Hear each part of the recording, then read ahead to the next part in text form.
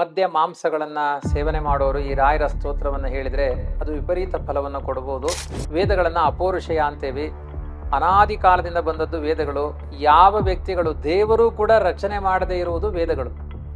ದೇವರು ಅದನ್ನ ಅಭಿವ್ಯಕ್ತಿಗೊಳಿಸಿದ, ಉಪದೇಶ ಮಾಡಿದ ಹೊರತು ವೇದಗಳನ್ನು ದೇವರು ರಚನೆ ಮಾಡಿದ್ದಲ್ಲ.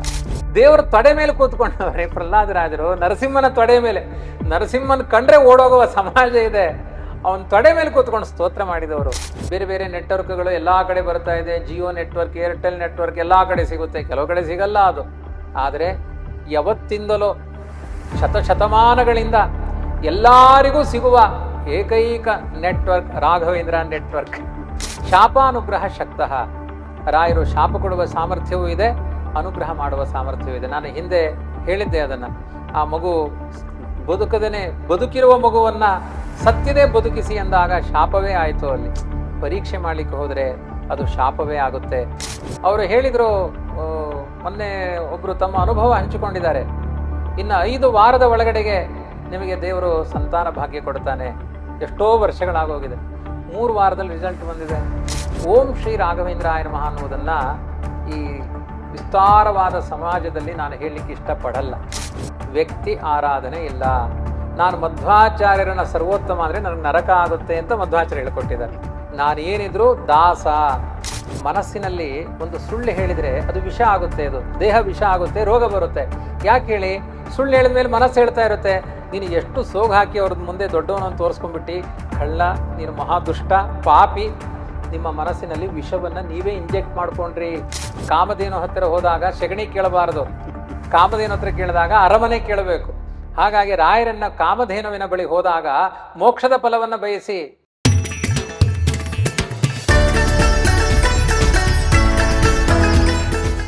ಹರಿ ಓಂ. ರಾಘವೇಂದ್ರ ಸ್ತೋತ್ರಾರ್ಥ ಸುಧೆ ಅಂದರೆ ರಾಘವೇಂದ್ರ ಸ್ತೋತ್ರ ಅಂದು ಅಮೃತವಾದ ಪಾನವನ್ನು ನಮಗೆ ಆಚಾರ್ಯರು ಮಾಡಿಸ್ತಾ ಇದ್ದಾರೆ.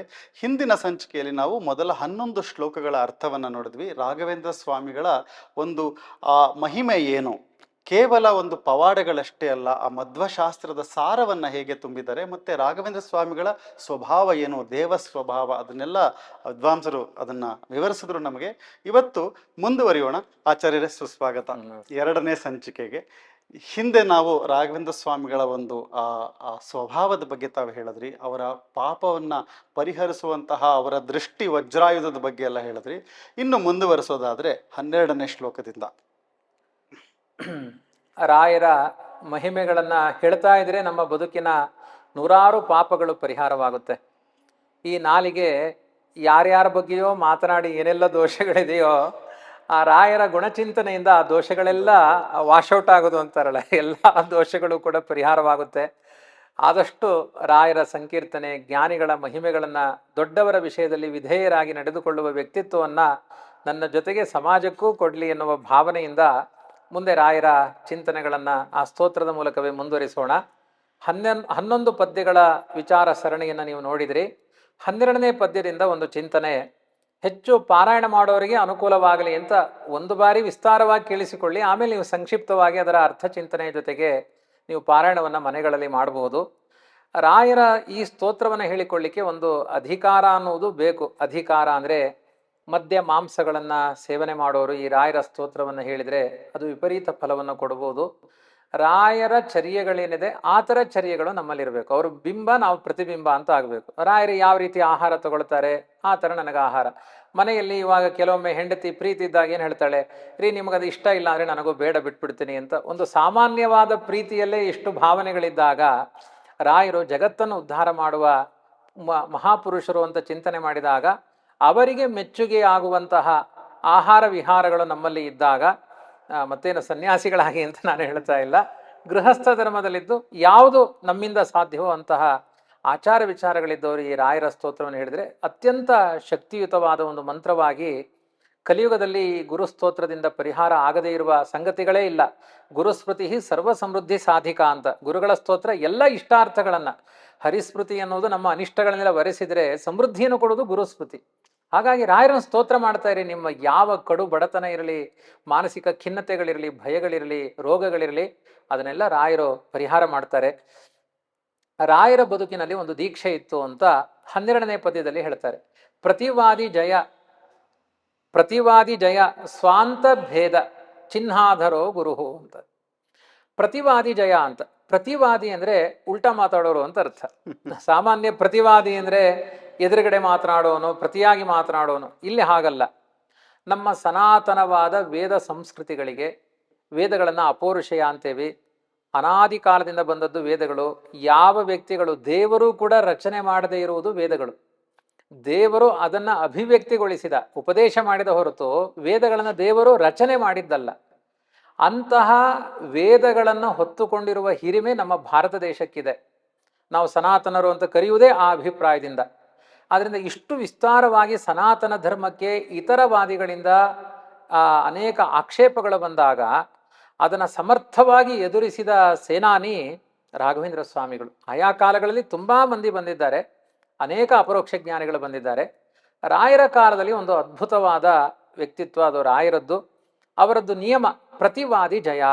ಯಾರು ನಮ್ಮ ಸನಾತನ ಧರ್ಮ ಅಂದರೆ ನಮ್ಮ ವೇದ ವಿಚಾರಗಳಿಗೆ ವಿರುದ್ಧವಾಗಿ ಮಾತನಾಡ್ತಾರೆ, ತತ್ವವಾದಕ್ಕೆ ವಿರುದ್ಧವಾಗಿ ಮಾತನಾಡ್ತಾರೆ, ಅವರನ್ನ ಜಯವನ್ನು ಸ್ಥಾಪನೆ ಮಾಡಿ ಅದರ ಒಂದು ಸ್ತಂಭವನ್ನು ಅಲ್ಲಿ ನೆಟ್ಟು ಬರಬೇಕು. ಇಲ್ಲಿ ಇನ್ಯಾರೂ ಮಾತನಾಡಕೂಡದು, ಇದು ಜಯ ಆಗಿದೆ, ಇಲ್ಲಿ ಇನ್ನು ಮಾತನಾಡಿದ್ರೆ ಜಾಗ್ರತೆ, ಅದೊಂದು ಚಿಹ್ನೆ. ಪ್ರತಿವಾದಿ ಜಯ. ಆಮೇಲೆ ಸ್ವಾಂತ ಭೇದ. ಸ್ವಾಂತ ಅಂದರೆ ಮನಸ್ಸು ಅಂತ ಅರ್ಥ. ಅದರಲ್ಲಿ ಭೇದ ಅಂದರೆ ಪಂಚಭೇದ ಸಿದ್ಧಾಂತ.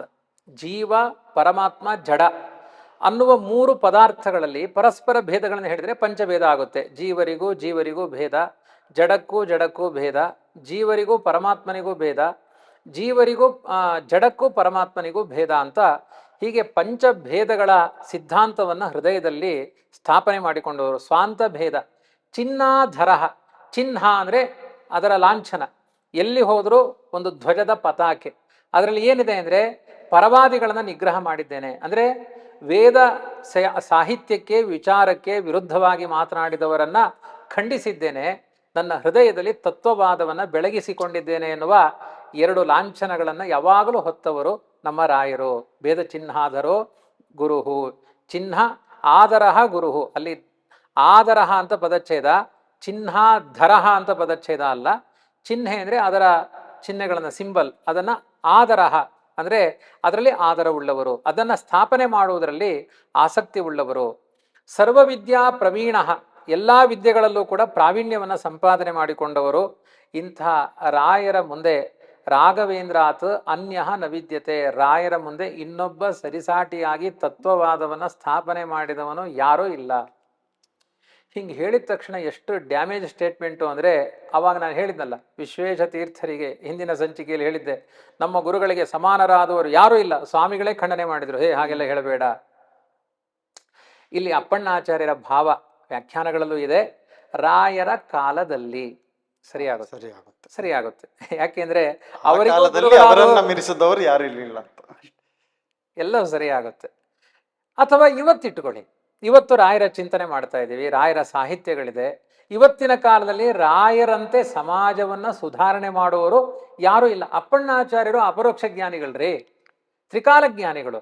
ಹಾಗಾಗಿ ಮುಂದಿನ ಸಮಾಜದಲ್ಲಿ ಸಮಾಜವನ್ನ ಎತ್ತುವ ತಾಕತ್ತು ರಾಯರಿಗಿರುವಂತಹ ಜಗದ್ಗುರುತ್ವ ಯಾರಿಗೂ ಇಲ್ಲ. ಹೇಳಿ, ಅದಕ್ಕೆ ಅನೇಕ ಪ್ರಮಾಣಗಳಿದೆ. ಕಲಿಯುಗದಲ್ಲಿ ಧರ್ಮಸ್ಥಾಪನೆ ಮಾಡುವ ಮುಂಚೂಣಿಯಲ್ಲಿ ಬರುವವರು ರಾಯರು, ಭಗವಂತನ ಅನುಗ್ರಹ ಪಡ್ಕೊಂಡು ಬಂದಿದ್ದಾರೆ. ಆದ್ರಿಂದ ಅನ್ಯಃ ನ ವಿದ್ಯತೆ ಅಂತ ಹೇಳಿದ ತಕ್ಷಣ ಬೇರೆ ಯಾಕಿಲ್ವಾ, ಬೇರೆಯವರು ಯಾರು ಇಲ್ವಾ? ಇದ್ದಾರೆ. ಆದರೆ ಮುಂದಿನ ಕಲಿಯುಗದಲ್ಲಿ ರಾಯರು ಇವತ್ತು ವಿಶ್ವ ಕಲ್ಯಾಣದ ಗುರುಗಳಾಗಿದ್ದಾರೆ. ರಾಯರು ತೋರಿಸಿ, ಪ್ರಾಕ್ಟಿಕಲ್ ಅನುಭವ ಇದು. ಆದ್ರಿಂದ ಅನ್ಯಃ ನ ವಿದ್ಯತೆ, ಅಪರೋಕ್ಷೀಕೃತ ಶೇಷ. ಅದಕ್ಕೆ ಕಾರಣ ಹೇಳ್ತಾ ಇದ್ದಾರೆ. ಯಾಕೆ ನಾವು ರಾಯರನ್ನ ಸುಮ್ಮನೆ ಭಾವುಕರಾಗಿ ಬಕೆಟ್ ಹಿಡಿಯುವ ಕೆಲಸ ಅಲ್ಲ ಇದು. ಮಹಾ ತಪ್ಪು ಶಬ್ದ ಆಗಿಬಿಡುತ್ತೆ ಆ ರೀತಿ ಹೇಳಿದರೆ. ರಾಯರ ವಿಷಯದಲ್ಲಿ ಅಪ್ಪಣ್ಣಾಚಾರ್ಯ ಶಿಷ್ಯರಾಗಿದ್ರು, ಆದ್ರಿಂದ ತಮ್ಮ ಗುರುಗಳಂತೂ ಹೊಗಳ್ಕೊಂಡು ಹೇಳಬೇಡಿ. ಕೊನೆಯ ವಾಕ್ಯ ಯಾವಾಗಲೂ ತಲೆಯಲ್ಲಿರಲಿ, ಸಾಕ್ಷಿ ಹಯಾಸ್ಯೋತ್ರಹಿ. ಹಯಗ್ರೀವನ ಹಸ್ತಾಕ್ಷರಕ್ಕೆ ಅಪಚಾರ ಮಾಡಬೇಡಿ. ಅವನು ಚೆನ್ನಾಗಿ ಪರಿಶೀಲನೆ ಮಾಡಿ ಸಮಾಜಕ್ಕೆ ಕೊಟ್ಟಿದ್ದಾನೆ. ಅಷ್ಟು ದೊಡ್ಡ ಸುಲಭವಾಗಿ ದೇವರು ಮಾರ್ಕ್ ಹಾಕಲ್ಲ. ಆದ್ರಿಂದ ಅಪರೋಕ್ಷೀಕೃತ ಶ್ರೀಶಃ, ಪ್ರತ್ಯಕ್ಷವಾಗಿ ದೇವರನ್ನ. ಇಂದು ನನಗೆ ಗೋವಿಂದ ಅಂತ ಅವರು ಉಡುಪಿಯ ಕೃಷ್ಣನ ಮುಂದೆ ಹಾಡು ಹೇಳ್ತಾ ಇದ್ರೆ, ಕಡಗೋಲನ್ನ ಬದಿಗೆ ಎಸೆದು ವೇಣುವನ್ನ ಕೈಯಲ್ಲಿ ಹಿಡ್ಕೊಂಡು ಭೈರವಿ ರಾಗದಲ್ಲಿ ಅವರು ವೀಣೆ ನುಡಿಸ್ತಾ ಇದ್ರೆ, ಬಾಯಲ್ಲಿ ಹೇಳ್ತಾ ಇದ್ರೆ ಕೊಳಲಿನ ಗಾನ ಮಾಡಿದನಂತೆ.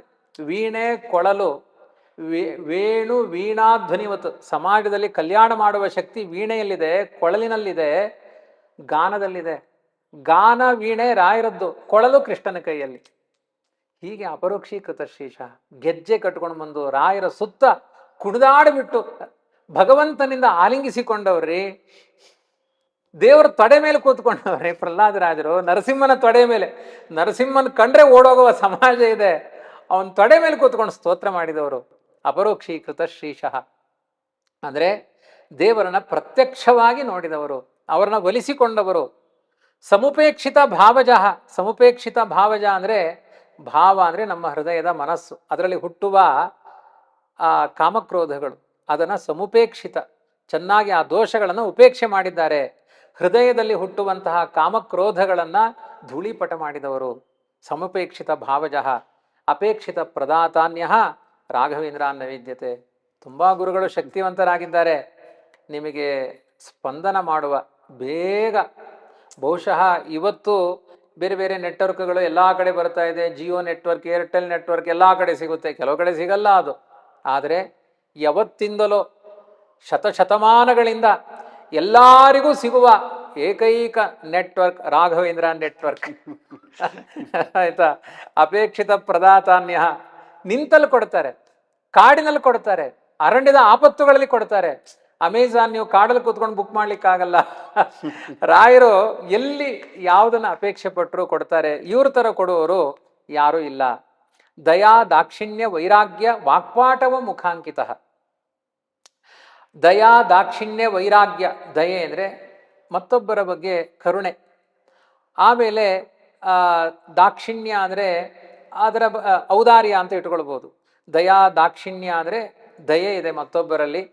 ದಾಕ್ಷಿಣ್ಯ ಅಂದ್ರೆ ಸಂಕೋಚ ಇದೆ. ಸಂಕೋಚ ಇದೆ ಅಂದ್ರೆ ತನ್ನ ದೊಡ್ಡಸ್ತಿಕೆಯ ಪ್ರದರ್ಶನಗಳಿಲ್ಲ, ಅಲ್ಲಿ ಔದಾರ್ಯ ಇದೆ, ಹೃದಯವಂತಿಕೆ ಇದೆ ಅಂತ ಅರ್ಥ. ಆಮೇಲೆ ವೈರಾಗ್ಯ ಅಂದ್ರೆ ವೈರಾಗ್ಯ ಇದೆ. ವಾಕ್ಪಾಟವ ಅಂದ್ರೆ ಮಾತಿನ ಚುರುಕುತನ. ಎಷ್ಟು ಉಕ್ತಂನೋ ವಕ್ತಿ ಭೂಯ. ವಾದೀಂದ್ರ ತೀರ್ಥರು ಹೇಳ್ತಾರೆ, ಒಂದ್ಸಲ ಹೇಳಿದ್ದೇನೆ ಇನ್ನೊಂದ್ಸಲ ಹೇಳಲ್ಲ, ಒಂದು ಸಲ ಬರ್ದಿದ್ದನ್ನ ಕಾಟ್ ಮಾಡಲ್ಲ, ಮತ್ತೆ ಯಾವುದೋ ಜಲ್ಪ ವಿತಂಡಗಳಿಗೆ ಹೋಗೋದೇ ಇಲ್ಲ.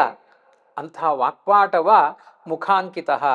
ಇಂತಹ ಅನೇಕ ಸದ್ಗುಣಗಳಿಂದ ಅವರು ಚಿಹ್ನಿತರಾಗಿದ್ದಾರೆ, ಕೂಡಿದ್ದಾರೆ ಅಂತ ಅರ್ಥ. ಶಾಪಾನುಗ್ರಹ ಶಕ್ತಃ.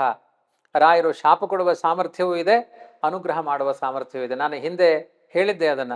ಆ ಮಗು ಬದುಕದೇನೆ ಬದುಕಿರುವ ಮಗುವನ್ನ ಸತ್ಯದೇ ಬದುಕಿಸಿ ಅಂದಾಗ ಶಾಪವೇ ಆಯಿತು. ಅಲ್ಲಿ ಪರೀಕ್ಷೆ ಮಾಡ್ಲಿಕ್ಕೆ ಹೋದ್ರೆ ಅದು ಶಾಪವೇ ಆಗುತ್ತೆ.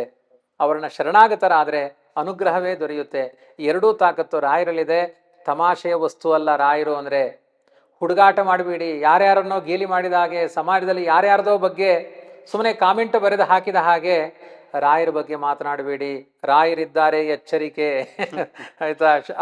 ಶಾಪಾನುಗ್ರಹ ಶಕ್ತಃ ಅನ್ಯ ರಾಘವೇಂದ್ರ ಅನ್ನ ವಿದ್ಯತೆ. ರಾಯರು ಏನ್ ಮಾಡ್ತಾರೆ? ಅವರನ್ನು ಸ್ತೋತ್ರ ಮಾಡಿದ್ರೆ ಮೂಲಭೂತ ಸಮಸ್ಯೆಗಳಿಗೆ ಚಿಕಿತ್ಸೆ ಕೊಡ್ತಾರೆ. ಅಜ್ಞಾನ ತುಂಬಾ ದೊಡ್ಡ ಶತ್ರು.